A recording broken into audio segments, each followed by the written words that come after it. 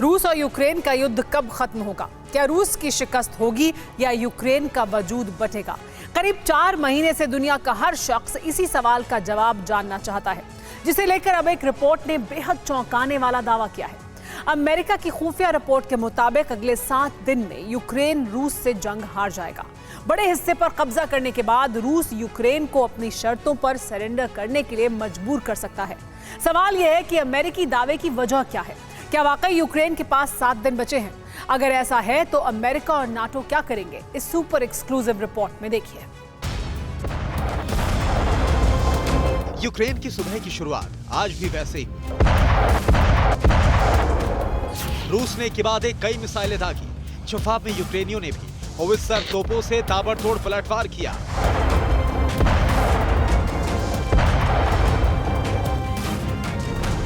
Ukraine में यही हो रहा, हर रोज हो रहा, 3.5 महीने से लगातार हो रहा।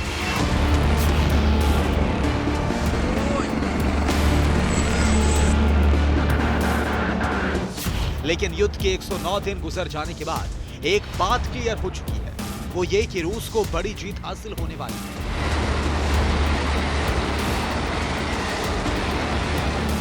अमेरिकी खुफिया रिपोर्ट के मुताबिक यूक्रेन के बड़े हिस्से पर रूस का कब्जा हो जाएगा। अगले 7 दिन में यूक्रेन रूस से युद्ध हार जाएगा।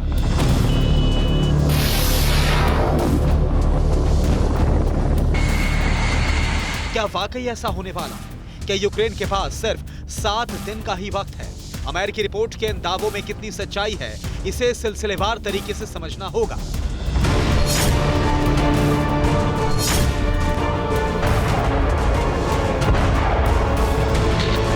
यूक्रेन के सेफरोडोनेस्क शहर पर रूस ने जबरदस्त हमला किया है। हमला इतना जोरदार था कि शहर के बड़े हिस्से में धमाकों के बाद आग लग गई। पूरा इलाका काले धुएं की मोटी चादर में सिमट गया। पिछले 2 हफ्ते से सेफरोडोनेस्क का कोना कोना शमशान बन चुका है। रूस का मकसद सेफरोडोनेस्क पर जल्द से जल्द कब्जा करना है।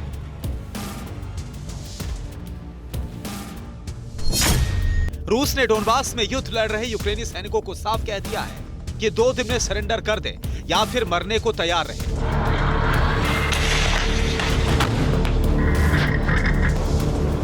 सेफरोडोनेस्क लुहांस्क राज्य की राजधानी है। 100 दिन में बेतहाशा बारूद बरसाने के बावजूद रूस अब तक यूक्रेन के किसी भी राज्य की राजधानी पर कब्जा नहीं कर पाया है। सेफरोडोनेस्क के आधे से ज्यादा हिस्से पर रूस का कब्जा हो चुका है, लेकिन जितनी जल्दी रूस की सेना सेफरोडोनेस्क पर पूरी तरह से कब्जा कर लेगी, यूक्रेन की हार का परमानेंट सिलसिला शुरू हो जाएगा।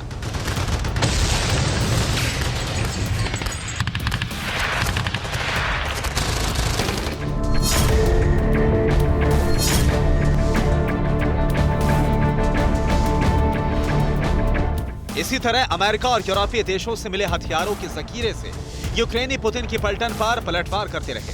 उधारी की मिसाइलों, टैंक और तोपों के सहारे यूक्रेन ने रूस से मोर्चा लेने की पूरी कोशिश की। यूक्रेन तो यहां तक दावा करता है कि 109 दिन में रूस को कभी ना भूलने वाला सबक सिखा दिया गया है। यूक्रेन के मुताबिक रूस के 32,000 से ज्यादा सैनिक मारे जा चुके हैं। 12 रूसी जनरल भी युद्ध में मारे गए। इतना ही नहीं, रूस के 14 से ज्यादा tank, 718 artillery system, 226 multi rocket system, 178 helicopter और 13 क्रूज शिप भी खाक किए जा चुके हैं। यूक्रेन ये दावा अमेरिका और नेटो से मिले हथियारों के दम पर करता रहा है, लेकिन अब यूक्रेन को हथियार देते देते पश्चिमी देश भी थक चुके हैं। यूक्रेन को हथियारों की सप्लाई कम हो गई है। अमेरिका और नेटो देशों ने हथियार देना कम कर दिया है। नेटो ने तो यहां तक कह दिया है कि यूक्रेन को अगर रूस के कहर से बचना है तो पुतिन से सौदेबाजी करनी ही होगी। नेटो चीफ जेंस स्टोल्टनबर्ग ने साफ कह दिया कि यूक्रेन को रूस को अपनी जमीन सौंपनी ही होगी।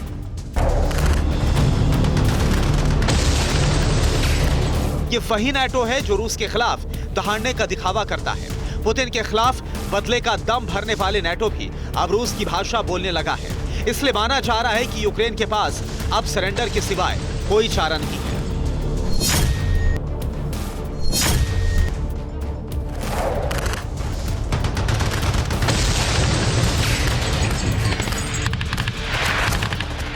रूसी सेना अब हर उस ठिकाने को निशाना बना रही है जहां विदेशी हथियारों का जखीरा है। रूसी सेना ने यूक्रेन के पश्चिमी टर्नोपिल इलाके में क्रूज मिसाइल हमला कर अमेरिका और यूरोपीय देशों से मिले हथियारों का भंडार नष्ट कर दिया।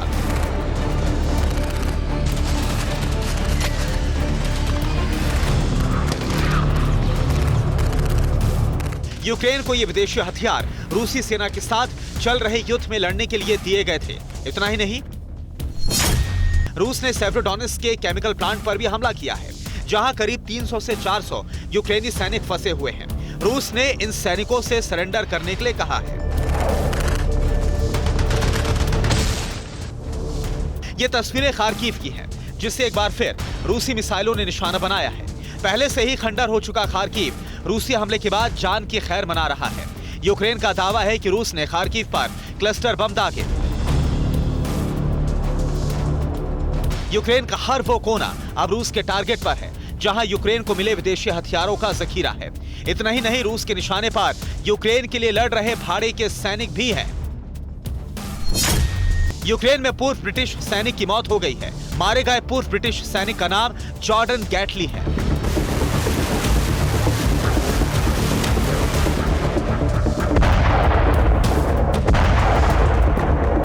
यूक्रेन पर रूस के हमले के बाद से ही जॉर्डन गैटली ने ब्रिटिश फौज की नौकरी को छोड़ दिया था। मार्च से ही गैटली रूस के खिलाफ लड़ रहे थे। मौजूदा वक्त में सेवेरोडोनेत्स्क में मोर्चा संभाला हुआ था, जहां रूस के हमले में गैटली की मौत हो गई।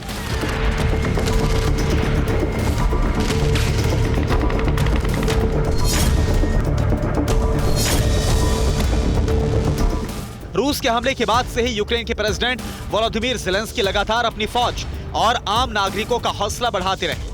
अमेरिका से लेकर ब्रिटेन और ऑस्ट्रेलिया से लेकर जर्मनी तक की संसद में दम भरते रहे। ज़ेलेंस्की को लगता था कि अमेरिका और यूरोप के कंधे पर सवार होकर मॉस्को को हराया जा सकता है, लेकिन अब बाजी पलट चुकी है। रूस का मकसद नहीं बदला है। रूसी सेना सेवेरोडोनेत्स्क के एक-एक इंच पर कब्जा करना चाहती है। रूसी फौज बाकी इलाकों की तरफ लगातार आगे बढ़ रही है। डोनबास में रूस रिजर्व सैनिकों को भी उतारने वाला है। थका चेहरा, बुझी आवाज और हार का खौफ, ये वही ज़ेलेंस्की हैं जो चंद हफ्ते पहले तक पुतिन को ललकारते थे, अब बख्शने की गुहार लगा रहे हैं। ज़ेलेंस्की को भी एहसास हो चुका है कि रूस को रोकना नामुमकिन है। यूक्रेन की हालत देख रूस के दुश्मन देश एक हो गए हैं यूक्रेन के समर्थन में, लेकिन बात अब हद से ज्यादा बढ़ गई है क्योंकि अब परमाणु हथियार देने की मांग हो रही है। कहा यह जा रहा है कि यूक्रेन को एटम बम दिया जाए। बड़ा सवाल यह है कि यूक्रेन को परमाणु हथियार या एटम बम कौन दे सकता है।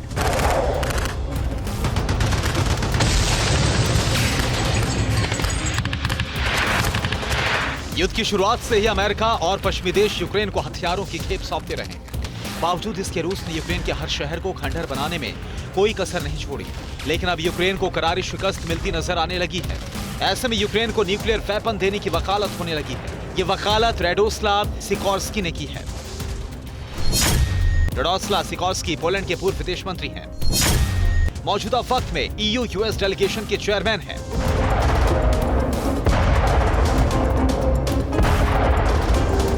राडोस्लाव सिकोर्स्की ने कहा है कि यूक्रेन को रूस के कहर से बचाना है तो परमाणु हथियार देने ही होंगे। सिकोर्स्की के मुताबिक पश्चिमी देश यूक्रेन न्यूक्लियर वॉरहेड दे सकते हैं, जिसके बाद से ही पुतिन का पारा हाई है। रूस की संसद डूमा के हेड व्यास्लाव वोलोदिन ने तो सीधे सीधे यूक्रेन पर परमाणु हमले की धमकी दे दी है। रूस की राष्ट्रपति क्रेमलिन की तरफ से कहा गया है कि सिकोर्स्की यूरोप में परमाणु युद्ध को भड़का रहे हैं। वो ना तो यूक्रेन के भविष्य के बारे में सोचते हैं और ना ही पोलैंड के भविष्य के बारे में। अगर यूक्रेन को परमाणु हथियार दिए गए तो यूक्रेन ही नहीं, पोलैंड का वजूद भी मिट जाएगा। ऐसा ही हश्र यूरोप का भी हो सकता है। रूस की इस धमकी के बाद से ही पोलैंड के आम लोग सहमे हुए हैं, क्योंकि पोलैंड को भी पता है कि मॉस्को से सिर्फ धमकियां ही नहीं आती हैं, एक्शन भी होता है। इस खौफ की एक और वजह है। यूक्रेन को सबसे ज्यादा हथियार पोलैंड ही देता रहा है। अमेरिका और नेटो का सबसे बड़ा सेंटर पोलैंड में ही है। नेटो के हथियारों का बड़ा जखीरा भी पोलैंड में है। पिछले 4 महीने के दौरान पोलैंड के प्रधानमंत्री से लेकर कई नेता रूस के खिलाफ बेहद उकसाने वाले बयान देते रहे हैं। यूक्रेन को मिलने वाले सभी हथियारों का रूट पोलैंड से ही है, इसलिए युद्ध की शुरुआत से ही रूस पोलैंड को सबक सिखाना चाहता है। सिकोर्स्की के बयान ने आग में घी का काम कर दिया है। इसलिए यूरोप की दहलीज एटमी धमाके के खौफ से सहमी हुई है। फिक्र आपकी, सोमवार से शुक्रवार रात 9 बजे सिर्फ TV9 भारतवर्ष पर।